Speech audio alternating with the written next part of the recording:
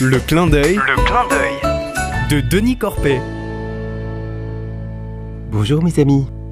Je rejoins chaque lundi un petit groupe de jeunes pros dans une salle d'escalade pour grimper avec eux. L'une des grimpeuses, Ambre, est chorégraphe. Elle anime un atelier. Un soir de mai, elle nous invite au spectacle de son atelier dans un café associatif près de chez moi. Le titre du spectacle est mystérieux. Les murmures du silence. J'y vais par amitié pour mes copains grimpeurs, plus que par goût, car j'ai un peu peur de ce que je vais découvrir. Le soir dit, je gare mon vélo devant un bar, où, une bière à la main, une cinquantaine de jeunes bavardent. Vers 20h, une grande porte s'ouvre au fond du bar et tout le monde avance vers une salle toute noire. La musique commence, extrêmement forte et rythmée.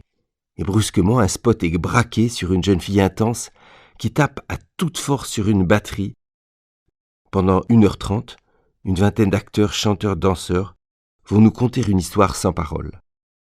Chacun prendra à son tour le micro pour chanter une chanson en anglais ou en français sur une musique de fond version karaoké.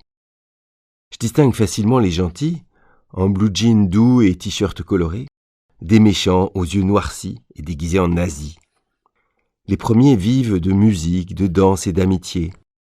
Les autres répriment avec violence tous les artistes pour imposer un silence de mort. Au long des chansons et des chorégraphies, on découvre que certains méchants aiment chanter et peuvent même tomber amoureux. Et l'histoire finit bien quand la chef nazie commande d'une voix glacée « Désormais, une seule chose est interdite, aimer sans amour !» Et tout le monde de chanter et de danser ensemble le final dans l'allégresse. En sortant dans la chaude nuit de mai, après avoir dit quelques mots à mes copains, je repars chez moi à vélo, un peu abasourdi de cet univers sonore si violent. Tout en pédalant, je me réjouis d'avoir osé sortir de ma zone de confort pour rejoindre un monde si proche de moi et que je ne connais pas du tout.